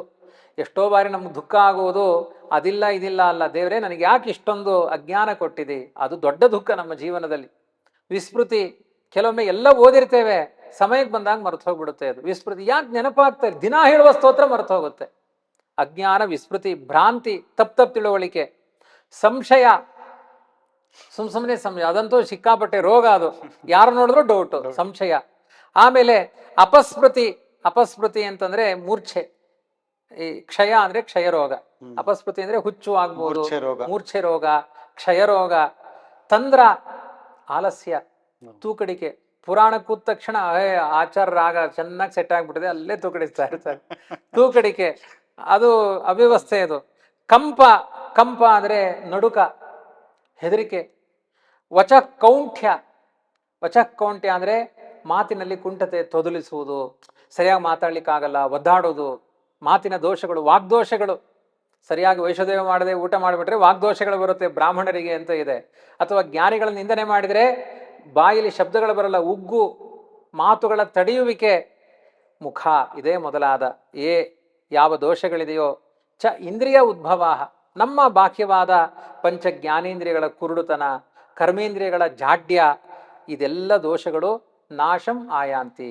ರಾಯರ ರಾಘವೇಂದ್ರ ಪ್ರಸಾದತಃ ರಾಯರ ದೃಷ್ಟಿ ನಿಮಗೆ ಬೀಳ್ತು ಅಂದ್ರೆ ಹೇಳಿದ್ನಲ್ಲ, ಮೂಕೋಪಿಯತ್ ಪ್ರಸಾದೇನ ಮುಕುಂದ ಶಯನಾಯತೆ. ಎಲ್ಲಾ ದೋಷಗಳು ವಾಶೌಟ್, ಎಲ್ಲಾ ದೋಷಗಳನ್ನು ಹೊಡೆಯುವ ಸಾಮರ್ಥ್ಯ ರಾಯರಲ್ಲಿದೆ. ರಾಯರನ್ನಿ. ಸುಷಮೀಂದ್ರ ತೀರ್ಥರಿದ್ರು, ಅವ್ರು ಏನ್ ಹೇಳಿದ್ರು ಸತ್ಯ ಆಗ್ತಾ ಇತ್ತು. ಚಲಿಸುವ ರಾಯರು, ಅವರ ಹೃದಯದಲ್ಲಿ ರಾಯರಿದ್ರು. ಅವ್ರೆಲ್ಲದಕ್ಕೂ ಒಂದೇ ವಾಕ್ಯ ಪ್ರಯೋಗ, ರಾಯರನ್ನೇ ರಾಯರನ್ನೇ. ಇವತ್ತು ರಾಯರ ಮಠದ ಎಲ್ಲಾ ಯತಿಗಳ ಬಾಯಿಲಿ ಬರುವುದು, ಅವ್ರನ್ನ ಎಷ್ಟೇ ಪ್ರಶಂಸೆ ಮಾಡಿದ್ರು, ನಂದೇನದೋ ಸ್ವಾಮಿ ನಿಂದೇ ಇದೆಲ್ಲವು. ಎಲ್ಲ ರಾಘವೇಂದ್ರ ಸ್ವಾಮಿಗಳ ಕೃಪೆ, ಅವರ ಅನುಗ್ರಹ. ಇತ್ತೀಚಿನ ದಿನಗಳಲ್ಲೂ ಇವಾಗಿನ ಪೀಠದಲ್ಲಿ ಇದ್ದಾರೆ ಸುಬುಧೇಂದ್ರ ತೀರ್ಥರು. ಅವರು ಹೇಳಿದ್ರು, ಮೊನ್ನೆ ಒಬ್ರು ತಮ್ಮ ಅನುಭವ ಹಂಚಿಕೊಂಡಿದ್ದಾರೆ. ಇನ್ನು 5 ವಾರದ ಒಳಗಡೆಗೆ ನಿಮಗೆ ದೇವರು ಸಂತಾನ ಭಾಗ್ಯ ಕೊಡ್ತಾನೆ. ಎಷ್ಟೋ ವರ್ಷಗಳಾಗೋಗಿದೆ, 3 ವಾರದಲ್ಲಿ ರಿಸಲ್ಟ್ ಬಂದಿದೆ. ಅದು ರಾಯರು ಪ್ರೇರಣೆ ಮಾಡ್ತಾರೆ, ಆ ಮಾತುಗಳನ್ನ ರಾಯರೇ ಆಡ್ತಾರೆ. ಆ ಪರಂಪರೆಯ ಪೀಠಗಳಲ್ಲಿ ಕುಳಿತು ಮೂಲರಾಮದೇವರ ಆರಾಧನೆಯ ಫಲದಿಂದ ರಾಯರು ಮಾತನಾಡ್ತಾರೆ. ಅದಕ್ಕೆ ಹೇಳ್ತಾರೆ, ನೀವು ಒಂದು ಜೀವನದ ಒಂದು ಮಂತ್ರ ಇಟ್ಕೊಂಡ್ಬಿಡಿ, ತುಂಬಾ ಪ್ರಧಾನವಾದದ್ದು. ಶ್ರೀರಾಘವೇಂದ್ರಾಯ ನಮಃ. ಅದು ಓಂ ಶ್ರೀ ರಾಘವೇಂದ್ರಾಯ ನಮಃ ಅಂತ ಒಂದು ಪಾಠ ಇದೆ, ಶ್ರೀ ರಾಘವೇಂದ್ರಾಯ ನಮಃ ಅಂತ ಪಾಠ ಇದೆ. ಓಂ ಶ್ರೀ ರಾಘವೇಂದ್ರಾಯ ನಮಃ ಅನ್ನುವುದನ್ನ ಈ ವಿಸ್ತಾರವಾದ ಸಮಾಜದಲ್ಲಿ ನಾನು ಹೇಳಲಿಕ್ಕೆ ಇಷ್ಟಪಡಲ್ಲ. ಯಾಕೆ ಅಂದರೆ ಓಂಕಾರ ಅನ್ನುವುದು ಅದನ್ನು ಸೇರಿಸಿಕೊಂಡು ಹೇಳಿದಾಗ ಕೆಲವು ಸೈಡ್ ಎಫೆಕ್ಟ್ ಅಂತಾರಲ್ಲ, ಅರ್ಹತೆ ಇಲ್ಲದೆ ಹೇಳಿದಾಗ ಅದು ವಿಪರೀತ ಫಲಕ್ಕೂ ಸಾಧ್ಯತೆಗಳಿದೆ. ಹಾಗಾಗಿ ಆ ಕ್ರಮದಲ್ಲಿ ಹೇಳುವ ಒಂದು ಸಂಪ್ರದಾಯ ಇದೆ, ಅದನ್ನು ಯಾವುದನ್ನು ನಿರಾಕರಿಸ್ತಾ ಇಲ್ಲ. ಆದರೆ ಶ್ರೀರಾಘವೇಂದ್ರಾಯ ನಮಃ ಇತ್ಯಷ್ಟಾಕ್ಷರ ಮಂತ್ರತಃ, ಶ್ರೀರಾಘವೇಂದ್ರಾಯ ನಮಃ ಅಂತ ಯೂನಿವರ್ಸಲ್ ಆಗಿ ಹೇಳಿ, ಯಾವ ಸಮಸ್ಯೆಗಳಿಲ್ಲ. ಓಂಕಾರಕ್ಕೆ ಸ್ವಲ್ಪ ನಿಯಮಗಳಿದೆ. ಯಾಕೆಂದ್ರೆ ಓಂ ಅನ್ನೋದು ವೇದ ಮಂತ್ರ, ಅದಕ್ಕೆ ಒಂದಷ್ಟು ನಿಯಮಾವಳಿಗಳಿದೆ. ಅದರ ಸ್ವರ ವ್ಯಾಖ್ಯಾನ ಹೇಳುವ ಪದ್ಧತಿಗಳಿಗೆಲ್ಲ ಸನಾತನ ನಮ್ಮ ಧರ್ಮದಲ್ಲಿ ಅದಕ್ಕೆ ವೇದಗಳಲ್ಲಿ ನಿರಾಕರಣೆಗಳಿದೆ. ಹಾಗಾಗಿ ಯೂನಿವರ್ಸಲ್ ಆಗಿ ಉಪದೇಶಗಳಿಂದ, ಗುರುಗಳ ಉಪದೇಶದಿಂದ ನೀವು ಓಂ ಶ್ರೀ ರಾಘವೇಂದ್ರಾಯ ನಮಃ ಅಂತ ಹೇಳ್ಬೋದು. ಯೂನಿವರ್ಸಲ್ ಆಗಿ ನೀವು ಶ್ರೀ ರಾಘವೇಂದ್ರಾಯ ನಮಃ ಅಂತ ಹೇಳಿ. ಇತಿ ಅಷ್ಟಾಕ್ಷರ ಮಂತ್ರತಃ, ಈ 8 ಅಕ್ಷರಗಳ ಮಂತ್ರ ಜಪಿತಾತ್ ಭಾವಿತಾನ್ ನಿತ್ಯಂ ಇಷ್ಟಾರ್ಥಾಹ ಸ್ಯುಹು. ಜಪಿತಾತ್ ಅಂದ್ರೆ ಅದನ್ನು ಜಪ ಮಾಡಿದ್ರಿಂದ, ಆಮೇಲೆ ಭಾವಿತಾತ್ ಅಂದ್ರೆ ನಿಮ್ಮ ಮನಸ್ಸಿನಲ್ಲಿ ಅರ್ಥಾನುಸಂಧಾನ ಪೂರ್ವಕವಾಗಿ ಹೇಳಿದ್ರಿಂದ. ಏನು ಅರ್ಥಾನುಸಂಧಾನ? ಶ್ರೀ ಇದೆ, ರಾಘವ ಇದೆ, ಇಂದ್ರ ಇದೆ. ಓಂ ಶ್ರೀ ರಾಘವ ಇಂದ್ರಾಯ ನಮಃ, ರಾಘವೇಂದ್ರಾಯ ನಮಃ ಅಂತ. ರಾಘವ ಅಂದ್ರೆ ರಘುಕುಲ ಸಂಜಾತನಾದ ರಾಮ, ಶ್ರೀ ಅಂದ್ರೆ ಸೀತೆ ಅಂತ ಅರ್ಥ, ಇಂದ್ರ ಅಂದ್ರೆ ಅವರಲ್ಲಿ ಅಮಿತವಾದ ಸಾಮರ್ಥ್ಯ ಇದೆ. ಲಕ್ಷ್ಮೀನಾರಾಯಣರ ಧ್ಯಾನ, ಆ ಲಕ್ಷ್ಮೀನಾರಾಯಣರ ಹೆಸರನ್ನೇ ರಾಯರು ಇಟ್ಟುಕೊಂಡಿದ್ದಾರೆ. ನಾವೆಲ್ಲ ರಾಯರನ್ನಿ ರಾಯರನ್ನಿ ಅಂತ ನಾವು ಹೇಳಿದ್ರೆ ರಾಯರು ಹೇಳ್ತಾರೆ ರಾಮ ಅನ್ನಿ ರಾಮ ಅನ್ನಿ. ಸುಪ್ರೀಂ ಯಾರು ಹೇಳಿ? ಎಲ್ಲ ಆಕಾಶಾತ್ ಪತಿತಂ ತೋಯಂ ಯಥಾಗಚ್ಚತಿ ಸಾಗರಂ ಸರ್ವದೇವ ನಮಸ್ಕಾರ ಕೇಶವಂ ಪ್ರತಿಗಚ್ಚತಿ. ಆದ್ರಿಂದ ನೀವು ರಾಯರಿಗೆ ಏನು ನಮಸ್ಕಾರ ಮಾಡಿದ್ರು ಎಲ್ಲ ತಗೊಂಡು ಹೋಗಿ, ಆದ್ರಿಂದ ಕೆಲಸ ಚೆನ್ನಾಗಿ ಮಾಡಿಕೊಡ್ತಾರೆ. ರಾಮನಿಗೆ ಹತ್ತಿರವಾದವರು ರಾಯರು, ನಮಗೆ ರಾಯರ ಹತ್ತಿರ ಆದರೆ ರಾಮ ನಮಗೆ ಹತ್ತಿರ ಆದ ಹಾಗೆ. ಹಾಗಾಗಿ ನೀವು ರಾಘವೇಂದ್ರ ಅನ್ನಿ, ನಾನು ಆ ಸಮಸ್ಯೆಗಳಿಗೆ ಚಿಕಿತ್ಸೆಯನ್ನು ಕೊಡ್ತೇನೆ ಅಂತ ಅರ್ಥಾನುಸಂಧಾನ ಪೂರ್ವಕವಾಗಿ. ಅಂದರೆ ಮೂಲರಾಮದೇವರು ರಾಯರ ಆರಾಧನೆ ಮಾಡುವವರು, ಆ ಮೂಲರಾಮದೇವರ ಆರಾಧನೆಯಿಂದಲೇ ರಾಯರು ವಿಶ್ವ ಕಲ್ಯಾಣ ಮಾಡ್ತಾ ಇದ್ದಾರೆ. ಅಂದ್ರೆ ನಾವು ರಾಘವೇಂದ್ರಾಯ ನಮಃ ಅಂದ್ರೂ ಅಲ್ಲಿ ಒಳಗಡೆ ಅವರ ಅಂತರ್ಯಾಮಿ ಸೀತಾರಾಮದೇವರಿಗೆ ಹೋಗುತ್ತೆ ಅಂತ ತಾವು ಹೇಳೋದು. 100%. ನೀವು ನಮ್ಮ ತತ್ವವಾದದಲ್ಲಿ ಶ್ರೀಮದ್ ಆನಂದ ತೀರ್ಥ ಭಗವತ್ಪಾದಾಚಾರ್ಯರ ಮತದಲ್ಲಿ ವ್ಯಕ್ತಿ ಆರಾಧನೆ ಇಲ್ಲ. ನಾನು ಮಧ್ವಾಚಾರ್ಯರನ್ನ ಸರ್ವೋತ್ತಮ ಅಂದ್ರೆ ನನಗೆ ನರಕ ಆಗುತ್ತೆ ಅಂತ ಮಧ್ವಾಚಾರ್ಯ ಹೇಳ್ಕೊಟ್ಟಿದ್ದಾರೆ. ನಾನೇನಿದ್ರು ದಾಸ, ದಾಸನ ಮಾಡಿಕೋ ಎನ್ನ. ಇಡೀ ಸಮಗ್ರ ಹರಿದಾಸ ಸಾಹಿತ್ಯ ನೋಡಿ, ರುದ್ರದೇವ ಸ್ತೋತ್ರ ಮಾಡ್ತೇವೆ, ಅದರ ಕ್ಲೈಮ್ಯಾಕ್ಸ್ ಏನ್ ಹೇಳಿ? ತೈಲಧಾರೆಯಂತೆ ಮನಸ್ಸು ಕೊಡು ಹರಿಯಲ್ಲಿ ಶಂಭೋ, ಸತತ ಗಣನಾಥ ಸಿದ್ಧಿಯ ನಿಯಮ ಕಾರ್ಯದಲ್ಲಿ ಮತಿ ಪ್ರೇರಿಸಳು ಪಾರ್ವತಿ ದೇವಿ, ಹೀಗೆಲ್ಲ ಹೇಳಿಕೊಂಡು ಸುಜ್ಞ ಗತಿ ಪಾಲಿಸು ನಮ್ಮ ಪವಮಾನನು, ಚಿತ್ತದಲ್ಲಿ ಆನಂದ ಸುಖನಿ ಭಕುತರುಡೆಯ ನಮ್ಮ ಪುರಂದರ ವಿಠಲನು ಅಂತ ಕೊನೆಗೆ ಸತತ ಇವರಳಿ ನಿಂತು ಈ ಕೃತಿಯ ನಡೆಸುವನು. ಕೊನೆಯ ಸೆಂಟೆನ್ಸ್, ಸತತ ಇವರಳಿ ನಿಂತು ಈ ಕೃತಿಯ ನಡೆಸುವನು. ಎಲ್ಲಾ ದೇವತೆಗಳ, ಗಣಪತಿ, ಲಕ್ಷ್ಮೀದೇವಿ, ವಾಯುದೇವರು, ಆಂಜನೇಯ, ಯಾವ್ಯಾವ ದೇವತೆಗಳಿದ್ದಾರೆ ಅವರ ಒಳಗಡೆ ಇಲ್ಲ. ಇವರೆಲ್ಲ ದೊಡ್ಡ ದೊಡ್ಡ ಯಂತ್ರ, ಬಲ್ಪು, ಫ್ಯಾನು ಏನು ಇದ್ದ ಹಾಗೆ. ಕರೆಂಟ್ ಹೋಯ್ತು ಅಂದ್ರೆ ಎಲ್ಲ ಜಡ. ಹಾಗೆ ಸಮಗ್ರ ವಿಶ್ವದ ಕರೆಂಟ್ ಯಾರು? ರಾಮ. ಸತತ ಇವರಲ್ಲಿ ನಿಂತು ಈ ಕೃತಿಯ ನಡೆಸುವನು ಅಂತ ಈ ಅನುಸಂಧಾನ ಇಟ್ಟುಕೊಂಡು ರಾಯರ ಸ್ತೋತ್ರದಲ್ಲಿ ರಾಮನ ಆರಾಧನೆ ಇದೆ ಎನ್ನುವ ಎಚ್ಚರದ ಜೊತೆಗೆ ರಾಯರು ಆರಾಧನೆ ಮಾಡಿದ ಮೂಲರಾಮನ ಅನುಸಂಧಾನದ ಜೊತೆಗೆ ರಾಮಾಯಣ ಪ್ರತಿಪಾದ್ಯನಾದ ಗಾಯತ್ರಿ ಪ್ರತಿಪಾದ್ಯನಾದ ರಾಮಚಂದ್ರ ಅನ್ನುವ ಅನುಸಂಧಾನದ ಜೊತೆಗೆ ನೀವು ರಾಘವೇಂದ್ರಾಯ ನಮಃ ಶ್ರೀ ರಾಘವೇಂದ್ರಾಯ ನಮಃ ಅಂತ ಜಪ ಮಾಡ್ತಾ ಇದ್ರೆ ಜಪಿತಾತ್ ಭಾವಿತಾತ್ ಅರ್ಥಾನುಸಂಧಾನ ಜಪ ನಿತ್ಯಂ ಇಷ್ಟಾರ್ಥಾ ಸ್ಯುಹು ನ ಸಂಶಯ. ದೇವರಿಗೆ ರಾಯರಿಗೆ ಬೇಸರ ಇಲ್ಲ ಭಕ್ತರಿಗೆ ಅನುಗ್ರಹ ಮಾಡಲಿಕ್ಕೆ. ಮನೆಯ ಮುಂದೆ ಒಂದು ಮರ ಹಾಕಿದ್ರೆ ನಾನು ಹೋದ ವರ್ಷ ಹಣ್ಣು ಕೊಟ್ಟಿದ್ದೀನಿ ಈ ವರ್ಷ ಹಣ್ಣು ಕೊಡಲ್ಲ ಅಂತ ಅದು ಗಲಾಟೆ ಮಾಡುತ್ತಾ? ಕಲ್ಪವೃಕ್ಷರಿ ಇದು ಹಣ್ಣು ಕೊಡ್ತಾನೇ ಇರುತ್ತೆ. ಅದು ಈಗ ಹೊಸದಾಗೆಲ್ಲ ಬಂದಿದೆಯಲ್ಲ ಸರ್ವ ಋತು ಫಲಗಳು ಅಂತ, ಎಲ್ಲಾ ಋತುಗಳಲ್ಲೂ ಮಾವಿನ ಹಣ್ಣಿರುತ್ತೆ. ಆ ತರ ಸರ್ವ ಋತು ಫಲಪ್ರದರು ರಾಯರು. ಸರ್ವ ಋತು ಅನ್ನೋಕ್ಕಿಂತ ಪ್ರತಿದಿನ ಪ್ರತಿ ಕ್ಷಣ ಇಂಥ ಅದ್ಭುತವಾದ ಶಕ್ತಿ ರಾಯರಲ್ಲಿ ಇದೆ. ಹಂತುನ ಕಾಯಜಾನ್ ದೋಷಾನ್ ಆತ್ಮಾತ್ಮೀಯ ಸಮುದ್ಭವಾನ್. ಈ ದೇಹಕ್ಕೆ ತುಂಬಾ ಪಾಪಗಳು ಬರುತ್ತೆ. ಹೇಗೆ ಅಂದ್ರೆ ಒಂದು ತನ್ನ ಮನಸ್ಸಿನ ಕೊಳಕತನದಿಂದ. ಮನಸ್ಸಿನಲ್ಲಿ ಒಂದು ಸುಳ್ಳು ಹೇಳಿದ್ರೆ ಅದು ವಿಷ ಆಗುತ್ತೆ, ಅದು ದೇಹ ವಿಷ ಆಗುತ್ತೆ, ರೋಗ ಬರುತ್ತೆ. ಯಾಕೆ ಹೇಳಿ? ಸುಳ್ಳು ಹೇಳಿದ ಮೇಲೆ ಮನಸ್ಸು ಹೇಳ್ತಾ ಇರುತ್ತೆ ನೀನು ಎಷ್ಟು ಸೋಗು ಹಾಕಿ ಅವ್ರದ್ದು ಮುಂದೆ ದೊಡ್ಡವನನ್ನು ತೋರಿಸ್ಕೊಂಡ್ಬಿಟ್ಟು ಕಳ್ಳ, ನೀನು ಮಹಾದುಷ್ಟ ಪಾಪಿ. ನಿಮ್ಮ ಮನಸ್ಸಿನಲ್ಲಿ ವಿಷವನ್ನ ನೀವೇ ಇಂಜೆಕ್ಟ್ ಮಾಡ್ಕೊಂಡ್ರಿ. ನಮ್ಮ ಕಾಯಜ ದೋಷ ಅದು. ನಮ್ಮ ದೇಹದಿಂದ ನಾವೇ ಮಾಡುವ ಅಪರಾಧಗಳು. ಹೆಂಡ ಕುಡಿದ್ಬಿಟ್ಟು ಬಂದು ಅಪ್ಪನ ಹತ್ರ ಸುಳ್ಳು. ಇವತ್ತಂತೂ ಸಿಗ್ನಲ್ ಲೈಟಲ್ಲೆಲ್ಲ ಮಿಷನ್ ಹಿಡ್ಕೊಂಡು ಬರ್ತಾರೆ, ಎಲ್ಲಾರ ಬಾಯಿಗೂ ಹಿಡಿತಾರೆ. ಎಷ್ಟು ಅವಮಾನ ಅಲ್ವಾ ಅದು? ಕಾಯಜ ದೋಷಗಳವೆಲ್ಲ ಮಾಡಬಾರ್ದು. ಅವನ್ನೆಲ್ಲ ನಾವು ತಿಳಿಯದೆ ಮಾಡಿದ್ದೇವೆ. ರಾಯರು ಭಕ್ತರಾದವರು ಅವ್ರಿಗೆ ಇಷ್ಟ ಆಗಬೇಕು ಅಂದ್ರೆ ಮಾಂಸ ಮದ್ಯಗಳನ್ನು ಬಿಟ್ಬಿಡಿ. ಕೆಲವರು ಬಿಡ್ಲಿಕ್ಕೆ ಆಗಲ್ಲ ಅಂದವರು ಗುರುವಾರ ದಿನ ಆದರೂ ತಗೊಳ್ಳಲ್ಲ ಅನ್ನೋ ಭಕ್ತರಿದ್ದಾರೆ. ಕ್ರಮವಾಗಿ ಅವ್ರ ಬುದ್ಧಿ ಸರಿ ಆಗ್ತಾ ಹೋಗುತ್ತೆ. ಏನು ಒಳ್ಳೇದಲ್ಲ ಅದು, ನಮ್ಮ ದೇಹಕ್ಕೂ ಒಳ್ಳೇದಲ್ಲ, ಸಮಾಜದ ಸುಧಾರಣೆಯೂ ಅದರಿಂದ ಇಲ್ಲ. ಒಳ್ಳೆ ಹಾಲು ಕುಡಿರಿ, ಆಲ್ಕೋ ಬಿಟ್ಬಿಡಿ ಅಷ್ಟೇ. ಆಯ್ತಾ? ಈ ರೀತಿ ನಮ್ಮ ದೇಹದ ದೋಷಗಳನ್ನ ಹಂತು ನಹ ಕಾಯಜಾನ್ ದೋಷಾನ್ ಹಂತು. ನಮ್ಮ ದೇಹದಿಂದ ಹುಟ್ಟಿದ ದೋಷಗಳನ್ನ ಪರಿಹಾರ ಮಾಡಲಿ. ಆತ್ಮೀಯ ಸಮುದ್ಭವಾನ್. ನನ್ನಿಂದಲೂ ಹುಟ್ಟಿರಬಹುದು, ನಮ್ಮ ಪಕ್ಕದವರಿಂದಲೂ. ಅಂದ್ರೆ ನಮ್ಮ ಮಕ್ಕಳು ಮರಿ ಮಾಡಿದ್ರೆ ಮಾಡಿದ್ರೆ ತಟ್ಟುತ್ತೆ ನೋಡಿ. ಆತ್ಮೀಯರು ನಮ್ಮ ಮಕ್ಕಳು ಏನೋ ಪಾಪ ಮಾಡಿರ್ತಾರೆ, ನನ್ನ ಮಗು ಅಲ್ವಾ ಪರವಾಗಿಲ್ಲ ಅನ್ಕೊಳ್ತೀವಿ, ಕ್ಷಮಿಸಿಬಿಡ್ತೀವಿ. ಅದೆಲ್ಲ ನಮ್ಮ ತಲೆಗೆ ತಟ್ಟುತ್ತೆ. ಅದನ್ನು ಪರಿಹಾರ ಮಾಡ್ತಾರೆ ರಾಯರು. ಅದನ್ನು ಪರಿಹಾರ ಮಾಡೋ 7 ತಲೆಗಳಿಗೆ ಅಂಟಿದ ಪಾಪ ತೊಳೆಯುವ ಶಕ್ತಿ ಇದೆ. ಅಥವಾ ನಮ್ಮ ಆತ್ಮೀಯರು ಅಂತ ಫ್ರೆಂಡ್ ಸರ್ಕಲ್, ಅವ್ರ ಜೊತೆಗೆ ಹೆಂಡ ಕುಡಿಯೋರು ಪಕ್ಕದಲ್ಲಿ ಕೂತ್ರು ನಿಂಗೆ ಪಾಪ ಬರುತ್ತೆ ಅನ್ನತ್ತೆ ಶಾಸ್ತ್ರ. ಹಾಗಾಗಿ ಆ ದೋಷಗಳು ನಾನೇನೂ ಮಾಡಿಲ್ಲ, ಅದಕ್ಕೆ ಸಾಕ್ಷಿಯಾಗಿ ಪಕ್ಕದಲ್ಲಿ ಕೂತ್ನಲ್ವಾ. ಯಾರಾದರೂ ಇಲ್ಲಿ ಅನ್ಯಾಯ ಮಾಡುವ ತಾಣ ಎಲ್ಲಿದೆ ಅಂತ ಯಾರೋ ಕೇಳ್ತಾರೆ, ಅಲ್ಲಿದೆ ಅಂತ ಬೆರಳಿನಲ್ಲಿ ತೋರಿಸಿದ್ರು ಪಾಪ ಇದೆ. ಸೂಚಕಶ್ಚಾಪಿ ತದ್ಭವೇತ್. ಕೈಯಲ್ಲಿ ತೋರಿಸಿದ್ರು ಆ ಪಾಪ ನಿನಗೆ ಅಂಟುಕೊಳ್ಳುತ್ತೆ. ಪಾಪ ಕರ್ಮಗಳು ನನ್ನ ದೇಹಕ್ಕೆ ಅಂಟುಕೊಂಡ ಏನಿದೆ ಸರ್ವಾನಪಿ, ಅದೆಲ್ಲ ದೋಷಗಳನ್ನು ಕೂಡ ಹಂತು ಪರಿಹಾರ ಮಾಡಲಿ. ಸರ್ವಾನಪಿ ಪುಮರ್ತಾಂಶ ದದಾತು. ಏನೆಲ್ಲ ಇಷ್ಟಾರ್ಥಗಳಿದೆ ನನ್ನ ಜೀವನದಲ್ಲಿ ಅದೆಲ್ಲವನ್ನೂ ಅವರು ಕೊಡ್ಲಿ. ಗುರುಹು ಆತ್ಮವಿತ್ ಅಂದ್ರೆ ಬ್ರಹ್ಮಜ್ಞಾನಿಯಾದ ಗುರುಗಳು ರಾಘವೇಂದ್ರ ಸ್ವಾಮಿಗಳು. ಆತ್ಮವಿತ್ ಗುರುಹು. ಆತ್ಮ ಅಂದ್ರೆ ಪರಮಾತ್ಮ, ಅವನನ್ನ ಚೆನ್ನಾಗಿ ತಿಳ್ಕೊಂಡ ಗುರುಗಳು ರಾಯರು. ಅವರು ನಮ್ಮ ದೇಹದ ದೋಷಗಳನ್ನ, ನನ್ನ ದೇಹಾನುಬಂಧಿಗಳ ದೋಷಗಳನ್ನ, ಎಲ್ಲ ವಿಧವಾದ ದೋಷಗಳನ್ನ ಪರಿಹಾರ ಮಾಡಲಿ. ಇತಿ ಕಾಲತ್ರಯೇ, ಹೀಗೆ ಬೆಳಿಗ್ಗೆ ಮಧ್ಯಾಹ್ನ ಸಂಜೆ 3 ಕಾಲಗಳಲ್ಲಿಯೂ ಯಹ ನಿತ್ಯಂ ಪ್ರಾರ್ಥನಾಂ ಕರೋತಿ, ನಿತ್ಯಂ ಪ್ರಾರ್ಥನಾಂ ಯಃ ಕರೋತಿ, ಯಾರು ಪ್ರತಿದಿನ ಹೀಗೆ ಪ್ರಾರ್ಥನೆ ಮಾಡ್ತಾರೆ ಸಹ ಇಹ ಅಮೂತ್ರ. ಇಹ ಅಂದ್ರೆ ಈ ಜನ್ಮದಲ್ಲಿ, ಅಮೂತ್ರ ಅಂದ್ರೆ ಮುಂದಿನ ಜನ್ಮದಲ್ಲಿ. ಇಹ ಅಂದ್ರೆ ಇಲ್ಲಿ, ಅಮೂತ್ರ ಅಂದ್ರೆ ಸ್ವರ್ಗಲೋಕದಲ್ಲಿ. ಇಲ್ಲಿ ಅಲ್ಲಿ ಎಲ್ಲ ಕಡೆಯೂ ಕೂಡ ಸರ್ವೇಷ್ಟೋ ಮೋದತೆ, ಎಲ್ಲ ಇಷ್ಟಾರ್ಥಗಳನ್ನ ಆಪ್ತ ಸರ್ವೇಷ್ಟ, ಎಲ್ಲ ಇಷ್ಟಾರ್ಥಗಳನ್ನ ಅವನು ಹೊಂದಿರ್ತಾನೆ. ಅವನಿಗೆಲ್ಲವೂ ಲಾಭ ಆಗಿರುತ್ತೆ. ಈ ಜನ್ಮಕ್ಕೆ ಮಾತ್ರ ಅಲ್ಲ, ಮುಂದಿನ ಜನ್ಮದ ಡೆಪಾಸಿಟಿನ ವ್ಯವಸ್ಥೆಯನ್ನು ಮಾಡಿಕೊಟ್ಟಿದ್ದಾರೆ ನೋಡಿ. ನೀವು ಫೈನಾನ್ಸಲ್ಲಿ ತುಂಬಾ ಪಳಗಿದವರು, ಈ ಜನ್ಮ ಇದು ದೊಡ್ಡ ಫೈನಾನ್ಸ್. ಇದು ರಾಯರ ಸ್ತೋತ್ರ ಜನ್ಮಾಂತರಕ್ಕೂ ಫಲಪ್ರದವಾಗುತ್ತೆ. ಮೋದತೆ ನ ಅತ್ರ ಸಂಶಯ, ನನಗೆ ಕಿಂಚಿತ್ತೂ ಡೌಟ್ ಇಲ್ಲ, ಸಂಶಯ ಲೇಷವೂ ನನಗಿಲ್ಲ ಅಂತ.